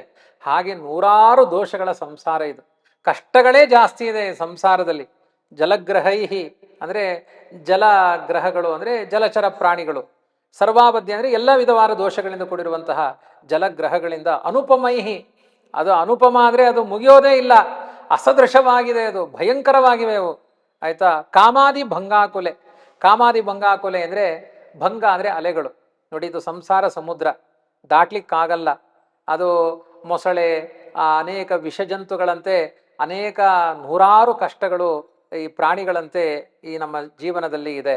ಆಮೇಲೆ ಅದರಲ್ಲಿ ಅಲೆಗಳಂತೆ, ಸಮುದ್ರದಲ್ಲಿರುವ ಅಲೆಗಳಂತೆ ಕಾಮ, ಕ್ರೋಧ, ಲೋಭ, ಮೋಹ, ಮದಮತ್ಸರಗಳೆಂಬ ಭಂಗ ಅಂದರೆ ಅಲೆಗಳು. ಕಾಮಾದಿ ಭಂಗ ಆಕುಲೆ, ಅದರಿಂದ ತುಂಬಿಕೊಂಡಿದೆ. ನಾನಾ ವಿಭ್ರಮ ದುರ್ಭ್ರಮೆ. ನಾನಾ ಅಂದರೆ ಅನೇಕ ವಿಧವಾದ ವಿಭ್ರಮ ದುರ್ಭ್ರಮೆ. ವಿಭ್ರಮ ಅಂದರೆ ವಿಧ ವಿಧವಾದ ಭ್ರಮೆಗಳು, ವಿವಿಧವಾದ ಭ್ರಮೆಗಳು, ವಿಭ್ರಮಗಳು. ದುರ್ಭ್ರಮ ಅಂದರೆ ಘೋರವಾದ ಸುಳಿಗಳು. ಈ ಭ್ರಮೆಗಳೇ ದೊಡ್ಡ ಸುಳಿಗಳು. ಎಷ್ಟು ತಪ್ಪು ತಿಳ್ಕೊಳ್ತೇವೆ, ಎಷ್ಟು ತಪ್ಪು ತಿಳ್ಕೊಳ್ತೇವೆ. ಮನುಷ್ಯರ ಬಗ್ಗೆಯೇ ಎಷ್ಟು ತಿಳ್ಕೊಳ್ಬೇಕಾದ್ರೆ ದೇವರ ಬಗ್ಗೆ ನೂರಾರು ಅನ್ಯಥಾ ಜ್ಞಾನಗಳಿಂದ ತುಂಬಿರುವಂತಹದ್ದು. ಅಲ್ಲಿ ಅನೇಕ ಸುಳಿಗಳಿದೆ ಸಮುದ್ರದಲ್ಲಿ, ಇಲ್ಲಿ ಅನೇಕ ಭ್ರಾಂತಿಗಳೆಂಬ ಸುಳಿಗಳು. ಅಮಿತ ಭಯ ಸ್ತೋಮಾದಿ ಫೆನೋತ್ಕಟೆ, ಅಮಿತವಾದ ಭಯ. ಸಮುದ್ರದಲ್ಲಿ ಪ್ರಯಾಣ ಮಾಡೋರಿಗೆ ಇದ್ದಕ್ಕಿದ್ದ ಹಾಗೆ ಅಲೆಗಳ ಅಪ್ಪಳಿಸಿದರೆ 40 ಮೀಟ್ರು 50 ಮೀಟ್ರು ಅಲೆಗಳ ಅಪ್ಪಳಿಸುತ್ತೆ ಚಂಡಮಾರುತ. ಆ ಬೋಟಲ್ಲಿ ಹೋಗೋರಿಗೆ ಜೀವ ಹೊರಟೋಗಿರುತ್ತೆ. ಅಷ್ಟೇ ಭಯಗಳು ಈ ಸಂಸಾರದಲ್ಲೂ. ಅಲ್ಲಿ ಬೋಟ್ ಇರುತ್ತೆ, ಇಲ್ಲಿ ಬೋಟು ಇಲ್ಲ. ಆದ್ರಿಂದ ಅಮಿತ ಭಯ ಸ್ತೋಮ, ಭಯಗಳ ಒಂದು ಗುಂಪೇ ಇದೆ. ಸ್ತೋಮಾದಿ ಫೇನೋತ್ಕಟೆ, ಇದೇ ನೊರೆಗಳು ಅಂದರೆ ಭಯಗಳೆಂಬ ನೊರೆಗಳು. ಇದರಿಂದ ಉತ್ಕಟ ಅಂದರೆ ಭಯಂಕರವಾಗಿದೆ. ಆಮೇಲೆ ದುಃಖೋತ್ಕೃಷ್ಟ ವಿಷಯ, ತೀವ್ರ ದುಃಖಗಳೆಂಬ ವಿಷಗಳು ತುಂಬಿಕೊಂಡಿದೆ. ಅನೇಕ ದುಃಖಗಳೇ ವಿಷ. ನಾನು ಹೇಳಿದ್ನಲ್ಲ, ಮನಸ್ಸಿನ ದುಃಖವೇ ನಮಗೆ ವಿಷ ಆಗುತ್ತೆ ಅಂತಹದ್ದು. ಅದರಲ್ಲಿಯೂ ವಿಷಗಳಿದೆ. ಅಕ್ಷಯ ಸಾಗರೆ, ಇದು ದಡ ಮುಟ್ಟದೇ ಇರುವ ದೊಡ್ಡ ಸಮುದ್ರ. ಇಂತಹ ಅಕ್ಷಯ ಸಾಗರದಲ್ಲಿ ಮಗ್ನ ರೂಪಂ ಮಾಂ ಸದಾ ಗುರು ಸಮುದ್ಧರ, ಮಗ್ನನಾಗಿರುವಂತಹ ನನ್ನನ್ನ ಗುರುಗಳೇ, ರಾಘವೇಂದ್ರ ಗುರುಗಳೇ, ಯಾವಾಗಲೂ ನೀವೇ ಉದ್ಧಾರ ಮಾಡಬೇಕು. ನಿಮ್ಮಂಥ ಉದ್ಧಾರಕ ಗುರುಗಳು ಸಂಸಾರದಲ್ಲಿ ಮುಳುಗುವ ಜೀವ ಜಾತಕ್ಕೆ ಮತ್ತೊಬ್ಬರು ದೊರಕಲು ಸಾಧ್ಯವಿಲ್ಲ. ನಮ್ಮನ್ನು ಉದ್ಧಾರ ಮಾಡಬೇಕು ಅಂದರೆ ಬಾರೋ ಮನೆಗೆ ಗೋವಿಂದ ಇದ್ದ ಹಾಗೆ ಬಾರೋ ಮನಕ್ಕೆ ಗುರುರಾಯ, ಅವರೇ ಬಂದು ನಮ್ಮನ್ನು ಉದ್ಧಾರ ಮಾಡಬೇಕು. ನಮ್ಮನ್ನು ಉದ್ಧಾರ ಮಾಡಿ, ಉದ್ಧಾರ ಕರ್ತೃಮಮ ಸ್ವಾಮಿ ನೀನೆ ಅಂತ ದೇವರಲ್ಲಿ ಪ್ರಾರ್ಥನೆ ಮಾಡಿದ ಹಾಗೆ ಉದ್ಧಾರ ಕರ್ತೃಮಮ ಗುರುವು ನೀನೆ ಅಂತ ರಾಯರಲ್ಲಿ ಪ್ರಾರ್ಥನೆ ಮಾಡಿ ಎನ್ನುವ ಈ ಚಿಂತನೆಯ ಜೊತೆಗೆ 2ನೇ ಸರಣಿಯ ಈ ಚಿಂತನೆಯನ್ನ ರಾಯರ ಅಂತರ್ಯಾಮಿಯಾದ ಶ್ರೀರಾಮಚಂದ್ರನ ಹೃದಯಾವರಿಗಳಿಗೆ ಸಮರ್ಪಣೆ ಮಾಡೋಣ. ಹರಿಪ್ರಿಯತಾ ಮಧ್ವೇಶಾರ್ಪಣಮಸ್ತು. ವೀಕ್ಷಕರೇ, ನಾವು ನೋಡಿದ್ವಿ, ಆಚಾರ್ಯ ನಮಗೆ ತಿಳಿಸಿದ್ರು, ರಾಯರ ಬಳಿಗೆ ಬರುವಂತಹ ಭಕ್ತ ಇದ್ದಾನೆ, ಅವನ ಪ್ರಯಾಣ ಸಾಮಾನ್ಯವಾಗಿ ಒಂದು ಅಪೇಕ್ಷೆಯಿಂದ ಆರಂಭವಾಗಬಹುದು. ಆರೋಗ್ಯ ಬೇಕು, ಸಂತಾನ ಬೇಕು, ಸಂಪತ್ತು ಬೇಕು, ಏನೋ ಒಂದು ಸಂಕಷ್ಟದ ಪರಿಹಾರ ಬೇಕು. ಆದರೆ ಗುರುಗಳು ಭಕ್ತನನ್ನು ಅಲ್ಲೇ ನಿಲ್ಲಿಸಲ್ಲ. ಅವರು ಜ್ಞಾನನೂ ಕೊಡ್ತಾರೆ, ಭಕ್ತಿಯನ್ನ ಬೆಳೆಸ್ತಾರೆ, ಕೊನೆಗೆ ಸಂಸಾರ ಸಾಗರದಿಂದ ಉದ್ಧರಿಸಬೇಕು ಅಂತ ಶರಣಾಗತಿಗೆ ಕರ್ಕೊಂಡು ಹೋಗ್ತಾರೆ. ಅಂದ್ರೆ ಮೋಕ್ಷದ ಮಾರ್ಗವನ್ನು ತೋರಿಸ್ತಾರೆ. ಈ ಎಲ್ಲ ವಿಷಯಗಳನ್ನು ನಾವು ನೋಡಿದ್ವಿ. ನಮ್ಮ ಸಂಸಾರ ಸಾಗರದಿಂದ ಮೇಲೆತ್ತುವಂತಹ ರಾಯರ ಒಂದು ವಿಶೇಷ ಮಹಿಮೆಯನ್ನ ಗುರುಗಳು ತಿಳಿಸ್ಕೊಟ್ಟಿದ್ದಾರೆ. ಮುಂದಿನ ಸಂಚಿಕೆಯಲ್ಲಿ ಸ್ತೋತ್ರದ ಫಲಶ್ರುತಿ ಬಗ್ಗೆ ತಿಳ್ಕೊಳ್ಳೋಣ. ಈ ರೋಗ ನಿವಾರಣೆ, ದಿವ್ಯ ದೃಷ್ಟಿ, ಪುತ್ರ ಲಾಭ, ಭೂತ ಪ್ರೇತ ಪೀಡೆ, ಈ ಎಲ್ಲ ತೊಂದರೆಗಳ ನಿವಾರಣೆ ಯಾವ ಥರ ಆಗುತ್ತೆ, ಈ ಎಲ್ಲ ಕಾಲದಲ್ಲಿ ಹೇಗೆ ನಾವು ಅರ್ಥ ಮಾಡ್ಕೋಬೇಕು, ನಿವಾರಣೆ ಆಗತ್ತೆ ಅಂದರೆ ನಿಜವಾಗ್ಲೂ ನಿವಾರಣೆ ಆಗುತ್ತಾ, ಹೇಗಾಗತ್ತೆ, ಈ ಎಲ್ಲ ವಿಷಯನ ನಾವು ಮುಂದಿನ ಸಂಚಿಕೆಯಲ್ಲಿ ನೋಡೋಣ. ಅಲ್ಲಿವರೆಗೂ ಕಾಯ್ತಾ ಇರಿ ಅಂತ ಹೇಳ್ತಾ, ಹರಿ ಓಂ.